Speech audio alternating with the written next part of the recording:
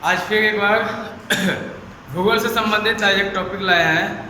इससे कुछ अलग अलग टॉपिक रहेंगे, लेकिन बहुत ही महत्वपूर्ण टॉपिक आता है इसमें, जो खासकर 10th बोर्ड के लिए और 12th के लिए और कंपटीशन के लिए बहुत ही महत्वपूर्ण माने जाते हैं।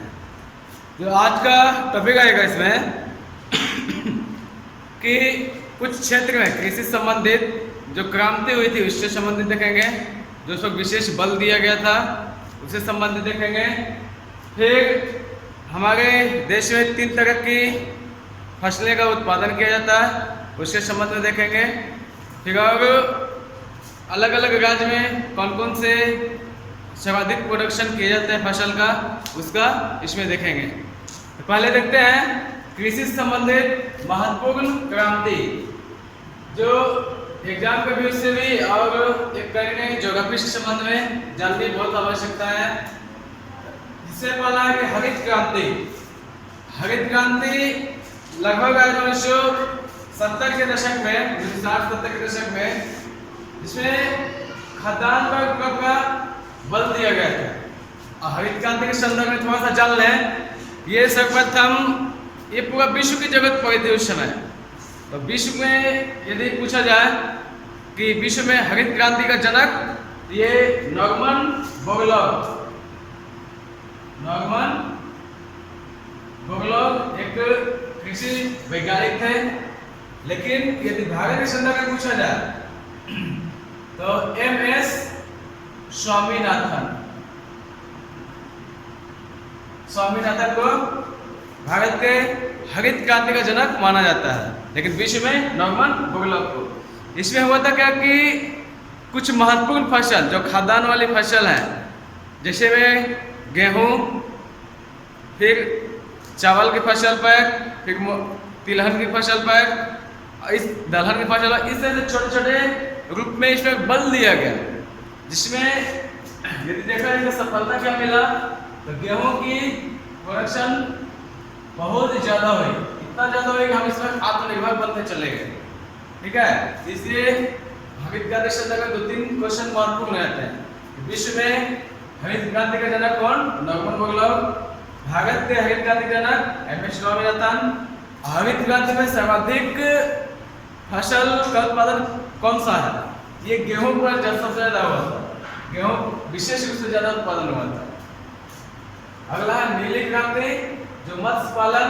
नीली क्रांति की ये कहीं जल से संबंधित है। नीला मानव था कि पानी का कलर नीला के रूप में बना था। ये मत्स्य पालन नीली क्रांति के रूप में विशेष बल दिया गया, क्योंकि भारत में नदियां बहुत बड़ी बड़ी नदियां हैं। इसके अलावा समुद्री क्षेत्र भी हमारे पास विशाल है, इसलिए हम एक कहीं आर्थिक समृद्धि की दृष्टि से हम मत्स्य पालन पर अच्छा फोकस कर सकते हैं, इसलिए सब विशेष बल दिया गया भी था। अगला है भूमि क्रांति। भूमि क्रांति कह रही है उर्वरक उत्पादन से संबंधित है। हमारे कृषि में यदि महत्वपूर्ण रोल है तो उर्वरक का सबसे ज्यादा है, क्योंकि उर्वरक हम लोग जितना मैक्सिमम उपयोग करते हैं भी, तो ये फसल भी उतना ज़्यादा होती है, लेकिन कहीं घातक भी हो जाती है हमारी हेल्थ के लिए। खासकर स्वास्थ्य पर इतना नकारात्मक प्रभाव पड़ता है कि ये कहीं ना कहीं दुष्प्रभाव आजकल देखने को मिलता है। एक उदाहरण यदि बताया कि पंजाब में अभी कैंसर का मरीज हर एक घर में माना जाता है। वहाँ से राजस्थान एक जोधपुर एरिया है, वहाँ से का स्पेशल ट्रेन का प्रचलन भी किया गया, कैंसर एक्सप्रेस। कहीं ना कहीं पंजाब में हरित क्रांति के समय उर्वरक का सबसे ज़्यादा प्रयोग किया गया, सबसे ज़्यादा। यही कारण होगा आज उसका हेल्थ कहीं ना कहीं निगेटिव के रूप में आ रहा है। ये भूमि क्रांति उर्वरक उत्पादन से संबंधित है। क्वेश्चन पूछा गया था कि उर्वरक उत्पादन किस क्रांति से संबंधित है? ये भूमि क्रांति। मत्स्य पालन किस क्रांति से संबंधित? नीली क्रांति। ठीक है, छूट गया था श्वेत क्रांति। श्वेत मतलब उजला, हम लोग जैसे जानते भी हैं। श्वेत क्रांति किससे संबंधित?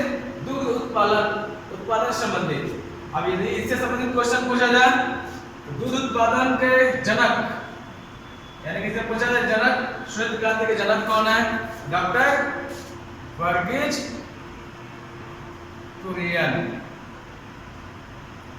ये एक ऐसे व्यक्ति थे जिन्होंने दूध के क्षेत्र में बहुत बड़ा योगदान दिया। आज जो हम लोग अमूल का नाम जानते हैं, अमूल का कहीं ना कहीं इनका श्रेय बहुत ज्यादा जाता है, जिसका पूरा नाम ही है आनंद मिल्क यूनियन लिमिटेड। ये एक बहुत ही सहकारी संस्था है जो दूध को एक कलेक्शन करके और उसका फैक्ट्री में करके फिर उसको मार्केट में भेजा जाता है। ये कहीं ना कहीं श्वेत क्रांति बहुत ही प्रचलन है। आज हम श्वेत क्रांति में यानी पूछा है कि दूध क्षेत्र में हम आत्मनिर्भर हैं। अब विश्व में सबसे ज्यादा दूध का उत्पादन भारत है। ठीक है, पीली क्रांति ये तिलहन उत्पादन से संबंधित है, जो बहुत ही अलग अलग फसल के रूप में पाए जाते भी हैं। हम लोग आगे के टॉपिक में देखेंगे कि कौन कौन से तिलहन फसल में आते भी हैं। तो तिलहन क्रांति तिलहन उत्पादन के रूप में कौन सा क्रांति? पीली क्रांति। अगला है रजत क्रांति, ये अंडा उत्पादन से संबंधित माने जाते हैं। पूछा जाता है कि अंडा उत्पादन किस क्रांति से संबंधित है, तब रजत क्रांति। अगला है गुलाबी क्रांति, ये प्याज उत्पादन से संबंधित है। फिर अगला अमृत क्रांति, अमृत जो नदियों को जोड़ने से संबंधित है, क्योंकि बहुत सारे ऐसे क्षेत्र है भारत के जो एक जगह कहीं कहीं सुखाड़ भी हो जाती है, तो कहीं कहीं बाढ़ भी का सामना करना पड़ता है। अब दोनों का कैसा समन्वय व्यवस्थित किया जाए, समन्वय कि कहीं सुखाड़ भी ना हो, कहीं बाढ़ की समस्या भी ना हो, क्योंकि दोनों जगहों पर क्या होती है? आर्थिक हानि और जन हानि और माल हानि की नुकसान होती है। तो कहीं न कहीं इसको बैलेंस रखने के लिए एक नदी से दूसरी नदी को जोड़ने का प्रावधान किया जाएगा, इसलिए इसको अमृत क्रांति की नाम दी गई है। अमृत क्रांति किस रूप में? नदियों को जोड़ने की योजना। फिर अगला बादामी क्रांति, बादामी क्रांति कहने का ये मसाला उत्पादन से संबंधित है। ये मसाला उत्पादन में हम लोग और धीरे धीरे बढ़े हैं। अगला है इंद्रधनुषी क्रांति, ये कृषि संबंध के क्षेत्र में समग्र क्रांति, यानी ओवरऑल रिवॉल्यूशन होना चाहिए कृषि क्षेत्र में। अब कृषि क्षेत्र में कहने का हम लोग इकोनॉमिक्स का यदि पार्ट यहाँ देखें तो कृषि क्षेत्र कौन कौन आते होंगे? हम लोग देखते होंगे पशुपालन भी आते हैं, वानिकी भी आते हैं, खेती भी आती है हमारी। कृषि करने का है कि सिर्फ खेती करना, उसका ओवरऑल पर यदि फोकस किया जाए, यदि सरकार की थोड़ी सी यहाँ पर बात कर ले तो सरकार यहाँ पर फोकस किया जाएगा कि किसानों की आमदनी वर्ष 2022 तक डबल होनी चाहिए। और डबल करने का खेती करके तो नहीं हो सकती है, यानी उसमें कहने की आर्थिक मजबूती किस रूप में? हम पशुपालन क्षेत्र में जा सकते हैं, मत्स्य पालन में जा सकते हैं, हम बागवानी क्षेत्र में भी जा सकते हैं, हम वृक्षारोपण के द्वारा भी हम आत्मनिर्भर बन सकते हैं, आर्थिक मजबूती कर सकते हैं, बहुत ही छोटे छोटे रूप में। यानी ओवरऑल रिवोल्यूशन की बात हो गई कृषि क्षेत्र में, यहाँ पर इंद्रधनुषी क्रांति के रूप में माना जा रहा है। यहाँ पर अब आते हैं अगला टॉपिक में, क्या होगा? फसल। अब प्रमुख फसल जो है वो कौन कौन से रूप में आते हैं? तो हम पहले जाते हैं रबी फसल। रबी फसल किसको बोलेंगे? वैसे फसल जिसकी बुआई अक्टूबर नवंबर में और कटाई मार्च अप्रैल में हो जाती हो, उस तरह के फसल को बोलते हैं रबी फसल। और इसमें कौन कौन सा फसल आते हैं? हम लोग देखते हैं गेहूं, जौ, चना, मटर, सरसों। आपको क्वेश्चन इस रूप में रहेंगे कि रबी फसल में कौन से फसल नहीं है, नहीं भी रहेंगे या है भी इस रूप में रहेंगे। तो कुछ खरीफ वाला भी रहेगा और नहीं वाला में ऑप्शन चुनना होता है इसमें। तो इतना ध्यान रखिएगा, गेहूं, जौ, चना, मटर और सरसों जो ठंड के दिन में लगते हो। इतने आप लोग कहीं गांव से यदि जुड़े होंगे तो ठंड के फसल में यदि आप कहीं भ्रमण करते हो खेत वगैरह में, तो गेहूं के साथ देखिए चना का भी फसल लगती है, मटर भी, सरसों का भी, गेहूं में सरसों का भी लगाया जाता है। इस रूप में आप लोग ध्यान रखिएगा। हाँ, इसकी थोड़ी सी अवधि जानना बहुत आवश्यकता है। कुछ तरह की रबी फसल की बुआई कब होती है? तो कहेंगे बुआई अक्टूबर से नवंबर, दिसंबर फर्स्ट वीक सेकंड वीक तक ये जाती है। तो अक्टूबर से नवंबर दिसंबर के बीच तक ये। लेकिन ये कटाई मार्च अप्रैल मई के संदर्भ में देख सकते हैं, मार्च से अप्रैल के बीच में। ये इसमें ध्यान में रखना होता है इसमें। वही फिर अगला खरीफ फसल। खरीफ फसल जो करीब बरसात के दिनों में लगते हो, तो कहेंगे इसमें कौन सा फसल? चावल। चावल में सबसे ज्यादा पानी की आवश्यकता होती है। यदि आप कहीं भूल भी जाते होंगे कि खरीफ फसल कौन सा फसल है? खरीफ फसल आपको इतना ध्यान में रखना होगा कि खरीफ फसल में सबसे ज्यादा पानी की आवश्यकताएं होती है, लेकिन रबी में पानी की आवश्यकता थोड़ा कम होता है। वही खरीफ फसल में धूप की आवश्यकता थोड़ी ज्यादा होती है, लेकिन रबी में थोड़ा कम होता है। कितना ध्यान में रखिएगा। तो ये चावल हो जाएंगे, ज्वार, बाजरा, तिलहन, मूंगफली, कपास, ये सोयाबीन, इस तरह का फसल जो है। तो क्वेश्चन इस ऊपर है कि मूंगफली किस प्रकार का फसल है? रबी फसल, जायद फसल या खरीफ फसल? इतना ध्यान रखिएगा कि ये खरीफ फसल है। कपास खरीफ फसल है, सोयाबीन खरीफ फसल है। इस तरह कितने ध्यान में रखने होंगे।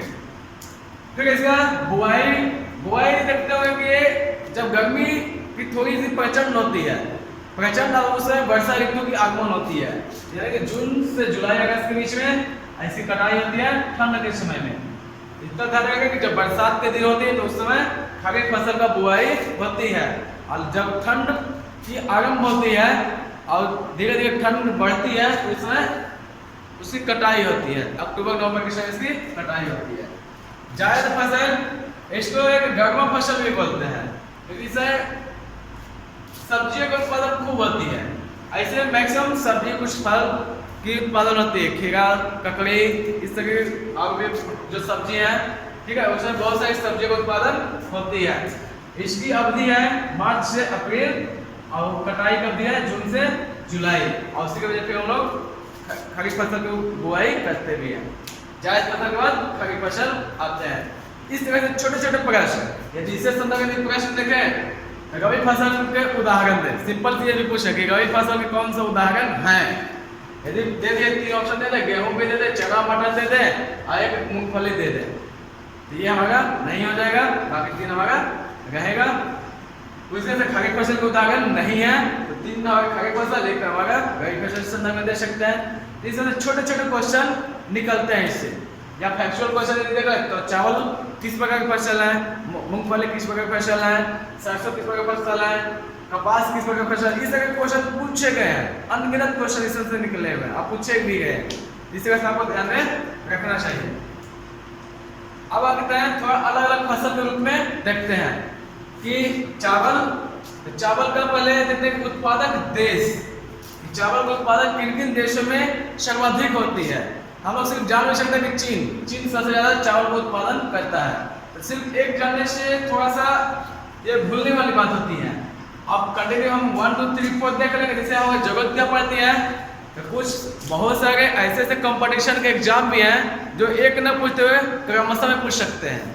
अब पूछे भी गए हैं, यदि आप कभी सीरियस वगैरह या अभी अलग अलग कंपनी के एग्जाम देते होंगे या कोई स्टेट का एग्जाम देते होंगे या रेलवे वगैरह एसएससी में भी पूछेगा इस तरह के क्वेश्चन। इसमें क्रमशः चावल का उत्पादक देश कौन कौन है, इस तरह से और अलग अलग रूप में रहेंगे। तो पहले हम तो जानते हैं कि चीन, दूसरा भारत, यानी भारत की जो चावल का जो उत्पादन में जो रैंक है, स्थान है, वो दूसरा पर है। तीसरा इंडोनेशिया है, चौथा बांग्लादेश। इस तरह से 4 क्रमशः में देखे हम लोग। वही उत्पादक राज्य में देखे, यानी हमारे देश के अंदर में सबसे ज्यादा चावल का उत्पादन कहाँ हो रही है। तो सबसे ज्यादा हम लोग पश्चिम बंगाल में देखते हैं, लेकिन ये क्रमशः यदि जाना है तो पश्चिम बंगाल के अलावा उत्तर प्रदेश और पंजाब में होते हैं ये। तो कहीं ना कहीं इस तरह से क्रमशः थोड़ा सा ध्यान में रखना चाहिए, क्योंकि इस तरह से क्वेश्चन पूछे भी गए हैं, पूछने की संभावना भी ज्यादा होती है। अब कुछ जानकारी भी अपने, हम जानते हैं कि भारत हमारा कृषि प्रधान देश है, हम कृषि के संबंध थोड़ा विशेष जाने भी कि कौन कौन सा क्षेत्र में फसल उत्पादन होती है। ये पश्चिम बंगाल, उत्तर प्रदेश और पंजाब। लेकिन यदि क्षेत्रफल की दृष्टि से देखें कि किस क्षेत्र में सबसे ज्यादा चावल का उत्पादन हो गया है, ये उत्तर प्रदेश, पश्चिम बंगाल और उड़ीसा। यानी यहाँ पर एक क्षेत्र के अंदर में परिवर्तन होती है। क्षेत्र हम उत्तर प्रदेश में पहला स्थान देखते हैं यहाँ पर, वही दूसरा पश्चिम बंगाल, यानी यहाँ पर थोड़ा सा उलट फेर हुआ है यहाँ पर। तो यहाँ पर ध्यान रखेगा कि क्षेत्रफल की दृष्टि से। और तीसरा में हम पंजाब को न देखते हुए उड़ीसा को देखें यहाँ पर। फिर कुछ इसका फैक्चुअल पॉइंट पे आते हैं कि चावल का कटोरा किस क्षेत्र को बोला जाता है। तो ये कृष्णा गोदावरी डेल्टा क्षेत्र, यानी कृष्णा गोदावरी का जो मैदानी वाले जो क्षेत्र एरिया है वहां पर इसका चावल का उत्पादन सबसे ज्यादा होता है। और ये क्षेत्र आंध्र प्रदेश और तेलंगाना के क्षेत्र में पाए जाते हैं। आंध्र प्रदेश प्लस तेलंगाना, ये क्षेत्र कृष्णा गोदावरी क्षेत्र में पाए जाते हैं। वही अगला क्वेश्चन ये छत्तीसगढ़ को धान का कटोरा, आपको दे यहाँ पर धान का कटोरा किस राज्य को कहा जाता है, इस तरह से क्वेश्चन है भी, ये छत्तीसगढ़ को बोला जाता है। अब भारत की कुल भूमि पर यदि चावल का उत्पादन देखें ये 47% है, यानी कि बहुत बड़े क्षेत्र पर कहीं चावल का उत्पादन होते भी है। तो इस तरह से 10th वाले में भी इस तरह से क्वेश्चन पूछे भी गए कि कितने प्रतिशत भूमि पर कितने प्रतिशत भूमि पर चावल का उत्पादन होती है, ये हम ये प्रतिशत के रूप में भी जान सकते हैं। 47% क्षेत्र में होते हैं यहाँ पर। फिर वही अगला पॉइंट है कि धान के खेतों से CH4 यानी किस गैस का उत्सर्जन होता है, तो मीथेन गैस का उत्सर्जन होता है।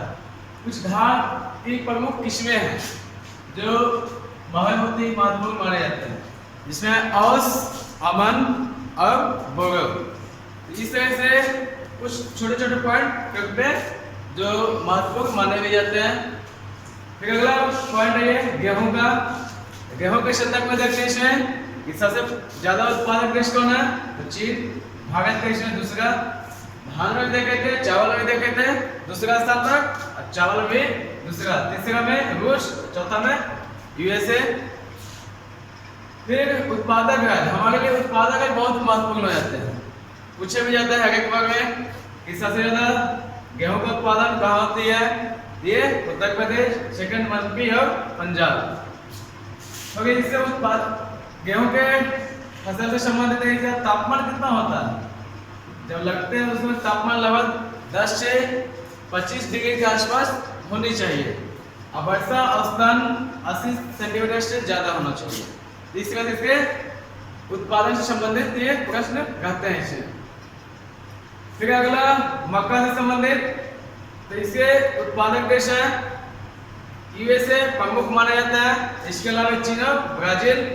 लेकिन राज्य के रूप में देखें महाराष्ट्र, कर्नाटक और MP, ये क्रमशः 3 राज्य याद करने का प्रयास कीजिएगा, नहीं भी तो कम से कम ध्यान में रखना ही चाहिए कि महाराष्ट्र सबसे ज्यादा उत्पादक देश है। ज्वार, इसमें 2 का कॉम्बिनेशन मिल जाएगा, मक्का और ज्वार का उत्पादक राज्य सेम टू सेम है, देखिएगा इसमें सेम टू सेम है, तो करेंगे आपके लिए आसान हो जाएंगे। लेकिन उत्पादक देश सिर्फ अंतर हो जाएंगे। यहाँ पर ज्वार सर्वाधिक उत्पादक देश है, मक्का भी सर्वाधिक है, लेकिन सेकंड थर्ड थोड़ा सा चेंज है। नाइजीरिया जो अफ्रीका महादेश का, सूडान भी अफ्रीका महादेश का ही। ठीक है, अगला बाजरा फसल का, ये उत्पादक राज्य इसके राजस्थान, UP, गुजरात और हरियाणा। महत्वपूर्ण हमारे लिए राजस्थान महत्वपूर्ण है। फिर अगला दलहन के रूप में देखते हैं इसे, सबसे ज्यादा दलहन उत्पादक देश कौन कौन है, तो भारत सबसे ज्यादा दलहन उत्पादक देश है, उसके साथ साथ सर्वाधिक उपभोक्ता वाला भी देश है, यानी सबसे ज्यादा कंज्यूम भी यही करता है। सेकंड पोलैंड और ये मोजाम्बिक। तो पोलैंड अब है कहाँ, तो पोलैंड यूरोप में, मोजाम्बिक ये अफ्रीकी महादेश में। इस रूप में जानते हैं इसको। फिर दलहन उत्पादक राज्य कौन कौन है, हमारे लिए महत्वपूर्ण मध्य प्रदेश। मध्य प्रदेश में सबसे ज्यादा दलहन उत्पादन होता है। सेकंड में महाराष्ट्र, राजस्थान और UP। इस तरह से क्रमशः 3 से 4 देखते हैं। आप लोग ये क्रमशः 3 से 4 राज्य जानने के लिए कुछ ये कंपटीशन के क्षेत्र में महत्वपूर्ण हो जाते हैं। बाकी आधार के लिए कुछ एक भी जाने तो बहुत है, हमारे लिए सफिशियंट है ये। ठीक है, चना। चना का उत्पादक राज्य सर्वाधिक उत्पादक होता है चना का मध्य प्रदेश में, एक महाराष्ट्र और कर्नाटक क्षेत्र में ज्यादा होते हैं। एक क्रमशः 3 ग्रुप में। इसमें देखें अभी कि सर्वाधिक दालों का उत्पादन भारत में होता है और उपभोक्ता वाला भी देश भारत है। और राज्य के संदर्भ में देखें तो मध्य प्रदेश का पहला राज्य है। फिर क्या देखते हैं तिलहन के रूप में, तिलहन फसल के रूप में देखें तो उत्पादक राज्य कौन नहीं है, मध्य प्रदेश उत्पादक राज्य है। इसके अलावा राजस्थान, महाराष्ट्र और गुजरात, ये तीन इसके अलावा राज्य है। लेकिन ये क्वेश्चन इस शुरू में ज्यादा पता कि तिलहन का सबसे ज्यादा उत्पादन किस क्षेत्र में होता है या किस राज्य में होता है, ये मध्य प्रदेश में। फिर अगला मूंगफली, मूंगफली के संदर्भ में देखिए कौन सा फसल के रूप में माना जाता है, ये खरीफ फसल। उत्पादक देश या देश के रूप में देख लें, भारत का स्थान दूसरा है, चीन पहला, उसके अलावा नाइजीरिया का स्थान तीसरा है ये। अब राज्य के रूप में देखें तो फर्स्ट गुजरात में, राजस्थान, तमिलनाडु इसके अलावा आते हैं। ये क्रमशः रूप में इतना देखें अभी तक। फिर अब एक क्रमशः छोटी छोटी पॉइंट के रूप में सोयाबीन, जब लोग तिलहन फसल के रूप में देखते हैं तो सबसे ज्यादा सोयाबीन का उत्पादन मध्य प्रदेश, फिर महाराष्ट्र, राजस्थान, इसके अलावा देखते हैं यहाँ पर। फिर अगला सूरजमुखी। अब तो सबसे ज्यादा सूरजमुखी तो कर्नाटक क्षेत्र में सबसे ज्यादा होता है यहाँ पर। ये तिलहन के फसल ही माने जाते हैं। इसके अलावा उड़ीसा और आंध्र प्रदेश में सबसे ज्यादा होता है यहाँ पर। फिर अगला राजस्थान, जो सरसों का सर्वाधिक उत्पादन करता है ये। तो ये राजस्थान के अलावा कौन कौन है, तो मध्य प्रदेश, फिर हरियाणा और उत्तर प्रदेश। यानी क्रमशः पहले जरूर जान ले, पहले यदि जान ले तो इसके लिए तीन ऑटोमेटिक थोड़ा सा बोलने के वाली बात होगी, लेकिन वो ध्यान में रहेंगे। ठीक है, गन्ना उत्पादक राज्य, यानी हम लोग गन्ना का उत्पादन में देखते हैं पहले तो सबसे ज्यादा गन्ना का उत्पादन उत्तर प्रदेश में होता है। इसके अलावा महाराष्ट्र और कर्नाटक क्षेत्र में। अब है कि इसके अलावा कुछ फैक्चुअल पॉइंट, उत्तर प्रदेश को शक्कर का प्याला कहा जाता है, यानी कि सबसे ज्यादा गन्ना का उत्पादन कहा हुआ, तो इसके संदर्भ में लोग ये शक्कर का प्याला के रूप में समझ सकते हैं। फिर उत्पादक देश, ये महत्वपूर्ण है कि सबसे ज्यादा ब्राजील सबसे ज्यादा उत्पादन करता है गन्ना का। भारत का स्थान यदि खुद देख कि गन्ना उत्पादन में भारत का स्थान कितना है, तो ये दूसरा स्थान पर। चीन को हम लोग यहाँ पर तीसरा स्थान पर देखते हैं। ठीक है, गन्ना प्रजनन इंस्टीट्यूट यानी संस्थान कहाँ है, तो कोयम्बटूर के तमिलनाडु क्षेत्र में। आइए ब्रिटिश कालीन की स्थापना किया, इसकी स्थापना देख लें यहाँ पर, ये वर्ष 1912 में किया गया था।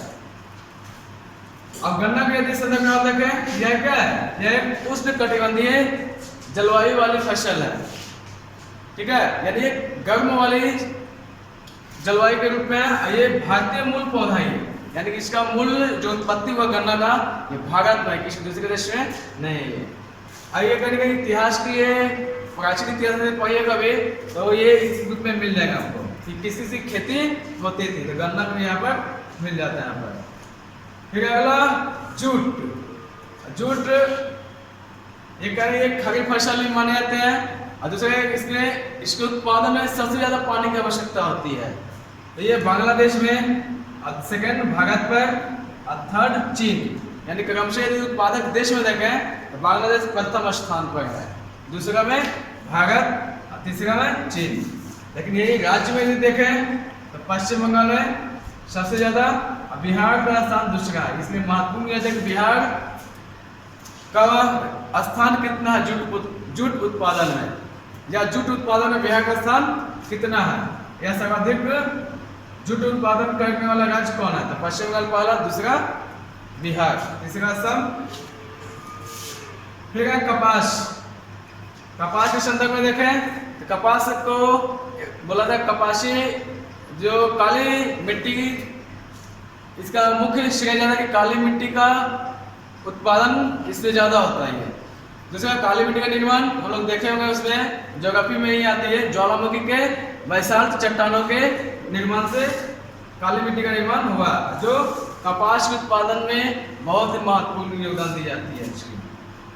तो इसका सर्वाधिक योगदान दिया जाता है कपास के लिए महाराष्ट्र का, फिर गुजरात और तेलंगाना, फिर अलावा इसके कर्नाटक में। लेकिन यदि देश में देखें तो भारत का स्थान दूसरा पर है, फर्स्ट में चीन पर और थर्ड में यूएसए पर। तो फर्स्ट में पूछा कि फर्स्ट कौन, चीन, सेकंड भारत में। फिर इसके अलावा देखते हैं कुछ फसल के लिए। तो फसल में हम बहुत सारे फसल भी है, लेकिन बिहार के संदर्भ में यहाँ पर देखते हैं लीची। लीची का सर्वाधिक उत्पादन बिहार में है, यानी प्रथम स्थान बिहार का। फिर इसके अलावा पश्चिम बंगाल और ये असम का आता है। तो पूछा भी जाता है इस रूप में कि सर्वाधिक लीची का उत्पादन कहाँ होता है, बिहार में। यदि इसका परसेंटेज रूप में पूछा था कि सर्वाधिक लीची का उत्पादन कितना परसेंट बिहार में होता है, ये 70% प्लस है, ये लगभग 70% के रूप में। फिर चाय के रूप में देखते हैं कि चाय का सबसे ज्यादा उत्पादक राज्य कौन है। पहला स्थान असम, सेकंड पश्चिम बंगाल और थर्ड तमिलनाडु। इस रूप में क्रमशः जब लोग नाम सुनेंगे पश्चिम बंगाल दार्जिलिंग टी, असम टी, इसका नाम सुनेंगे यहाँ पर। फिर अगला है कॉफी, जिसको हम लोग कहवा भी बोलते हैं। इसको यहाँ पर थोड़ा सा भूलने वाली बात है कि कहवा कॉफी हम संदर्भ में अलग अलग है, लेकिन दोनों एक रूप में है यहाँ पर। तो पहला स्थान कर्नाटक का, दूसरा केरल और तीसरा तमिलनाडु। तो सर्वाधिक कर्नाटक रूप में है। फिर अगला है तंबाकू में। तो तंबाकू में उत्पादक राज्य देखते हैं हमारे आंध्र प्रदेश में पहला स्थान है तंबाकू उत्पादन में। फिर गुजरात सेकंड पर, थर्ड कर्नाटक आते हैं। तो प्रथम हम लोग को विशेष ध्यान में रखना चाहिए।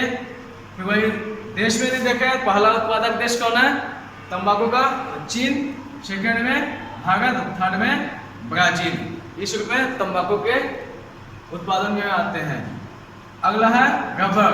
रबर में केरल सर्वाधिक रबर का उत्पादन करता है, सेकंड तमिलनाडु, थर्ड कर्नाटक में। लेकिन यदि देश में देखें तो सर्वाधिक रबर का उत्पादन में थाईलैंड का प्रथम स्थान है।